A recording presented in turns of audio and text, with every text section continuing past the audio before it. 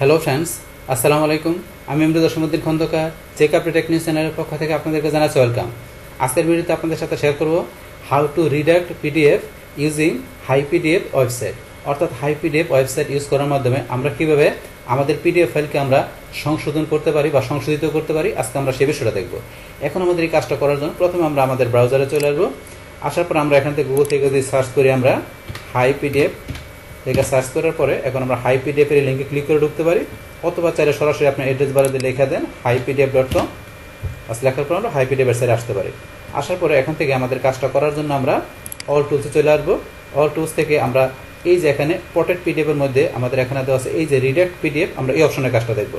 আমাদের এই PDF file redact করা ছাড়াও কিভাবে আমাদের পিডিএফ ফাইলের মধ্যে আমরা যে পিডিএফ ফাইল পটেড করতে পারি, আনপটেড করতে পারি, তারপরে আমরা সিগনেচার ইউজ করতে পারি, এমনকি এখানে অর্গানাইজ পিডিএফ, তারপর কনভার্ট করার বিষয় আছে, পিডিএফ ফাইল এডিটের যে বিষয়গুলো আছে, এমনকি ইমেজ টুলসের যে বিষয়গুলো আছে, সেই সমস্ত বিষয়গুলোর উপর কিন্তু আলাদা আলাদা ভিডিও অলরেডি আমার চ্যানেলে দেওয়া আছে। চাইলে আপনার সেই সমস্ত ভিডিওগুলো আপনার চ্যানেল থেকে দেখতে পারেন।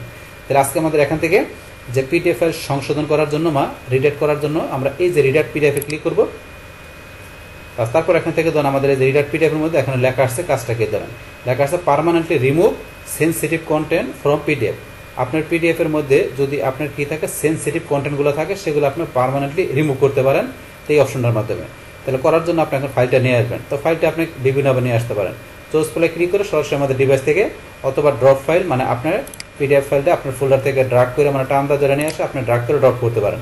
অথবা আপনি এখানে ক্লিক করার পরে আপনার ড্রপ বক্স বা ওয়ান ড্রাইভ বা আপনার যদি ফ্রম বক্সে আপনার পিডিএফ ফাইল থেকে সেখান থেকে নিয়ে আসতে পারেন। তাহলে আমার ডিভাইস থেকে নেওয়ার জন্য চয়েস ফাইলে ক্লিক করি। পাস করার পর আপনি যে লোকেশনে রাখছেন সেখান থেকে নিয়ে আসবেন। আমি আমার এখান থেকে যে এই যে রিডাক্ট আমার ফোল্ডারটা কোথায় আমি ফোল্ডারে রাখছি, তাহলে এই যে রিডাক্ট ফোল্ডারের মধ্যে আমার পিডিএফ ফাইলটা রাখা আছে। আমি সিলেক্ট করে ওপেনে ক্লিক করলাম, বাস আমার পিডিএফ ফাইলটা এখানে চলে আসছে। আসার সাথে সাথে কিন্তু এখানে একটা রিডাকশন নোটিশ দিচ্ছে। নোটিশটা কি বলছে যে এখানে কি কাজটা করবে সেটা লেখা আছে, আপনি একটু পড়বেন। Select the content that you want to hide by clicking and dragging the cursor. তাহলে কি বলছে, আপনি যে কন্টেন্টটুকু সিলেক্ট করবেন সেটা আপনি যদি চান কি করার জন্য, আপনি হাইড করার জন্য, ক্লিকিং এবং ড্রাগিং দ্য কার্সর, আপনার ক্লিক করা অথবা কার্সর ড্রাগিং করার মাধ্যমে আপনি যদি কি করতে চান, আপনি যে কন্টেন্টটুকু সিলেক্ট করবেন সেটা যদি আপনি হাইড করতে চান, তো সেই ক্ষেত্রে এখানে পরবর্তী কি বলছে যে release the cursor when you have finish your selection click apply. তাহলে বলছে কি এখানে আপনার কার্সরটা রিলিজ করবে যখন আপনি কি করবেন, আপনার সিলেকশনটা আপনি ফিনিশ করবেন এবং আপনি ক্লিক করবেন অ্যাপ্লাইতে, তখন এই কাজটা করবে। তারপরে বলছে কি your selected text and image will be black out permanently. আপনার যেই সিলেক্টেড টেক্সট বা আপনার সিলেক্টেড ইমেজটুকু আপনি সিলেক্ট করবেন, তো সেইটা কি হবে আপনার পার্মানেন্টলি ভাবে স্থায়ীভাবে কি হয়ে যাবে, ব্ল্যাক আউট হয়ে যাবে। তো সেই কাজটা কিন্তু করবে আপনার এই অপশনটার মাধ্যমে। তাহলে এখন মনে করেন আমরা এখান থেকে এরকম আসলে আমরা এখান থেকে ওকেতে ক্লিক করবো, বা ওকেতে ক্লিক করার পর এখন আমাদের কাজটা করার জন্য এরকম আপনার যে প্লাস চিহ্ন আসলে এখন আপনি মানে কোন জায়গায় গিয়ে কাজটা করবেন। তাহলে ধরুন এখান থেকে আমি এখানে আমার এই যে কাউ আছে, ধরুন আমি এখান থেকে এই কাউটা আমি এখানে এইভাবে সিলেকশন করলাম, এই সিলেকশন করলাম করার পরে এখন আপনি সিলেক্ট ব্ল্যাক কালার, আপনি যেটা কালার চেঞ্জ করে দিতে পারেন। এখানে আসার পরে যে ক্লিক করে আপনি যেগুলো কালার চেঞ্জ করে দিতে পারেন। তারপরে এখানে আমার এটার মধ্যে দিলাম, এরকম করার পরে আমি ধরুন কোথায় দিব, পরে আমি ধরুন এই টেক্সটের মধ্যে দিই। টেক্সটের মধ্যে কোন জায়গায়, ধরুন আমি এখান থেকে এই টেক্সটের মধ্যে দিলাম, এই টেক্সটের মধ্যে দিলাম, একটু উপরে নিয়ে আসি। তারপর সেম এখানে আমরা চাইলে কালার চেঞ্জ করতে পারি, আমরা কালার চেঞ্জ করে দিতে পারি। তারপরে ধরুন এখান থেকে আমি কোন জায়গায় দিব, এখানে দিলাম। তো এখানে এই যে এরকম ধরুন ব্ল্যাক কালার রাখলাম।